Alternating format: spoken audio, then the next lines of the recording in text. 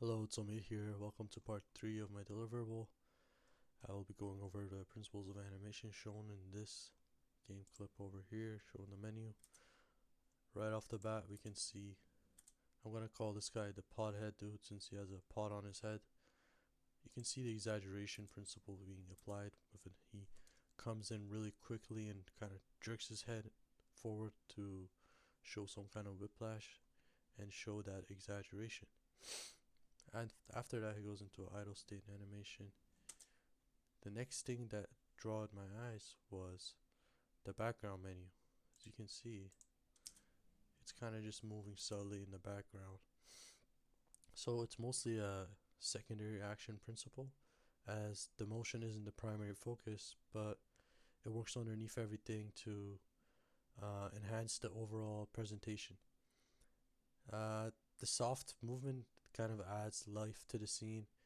It makes the menu feel alive even when the player isn't interacting with it. It also adds a principle of appeal. So the smooth and gentle drift kind of creates a polished and inviting atmosphere.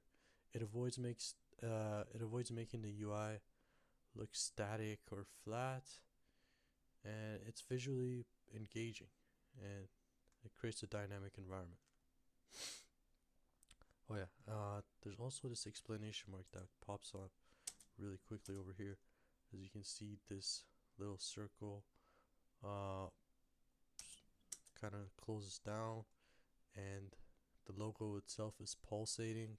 You can see there's anticipation going on over here too. You can see the next frame of the logo, and the staging of the exclamation mark kind of uses this light circle and the dark outside of it to kind of exclude everything else and make you focus on this certain UI element without overwhelming the player.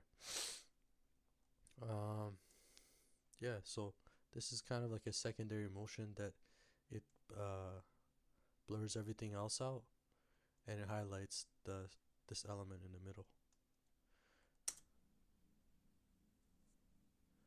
It's a little squash and stretch with the arrow pointing towards it, and again, the exaggeration of the podhead dude going out. It's with the speed combined too. This element of speed is also being used here. It's very fast. So I switch over to this menu, and for a second we just saw a little bit of slow in, slow out of animation of these UI element boards.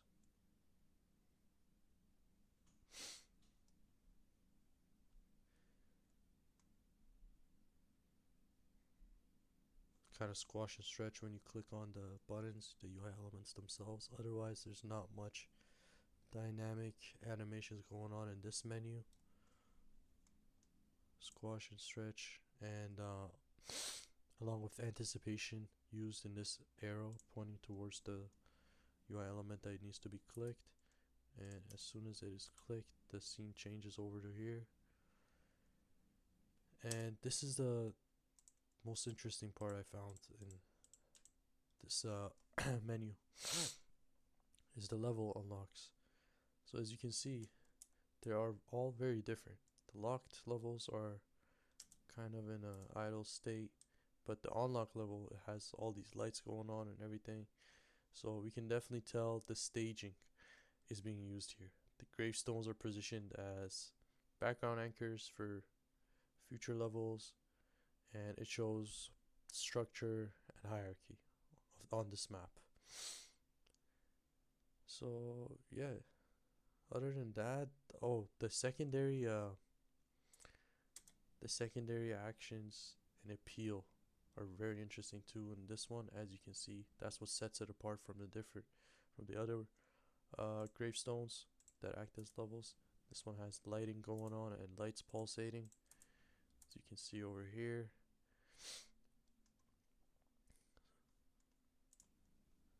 And yeah, after this is pretty much nothing else. Just click on the level and it starts the next level. Thank you so much.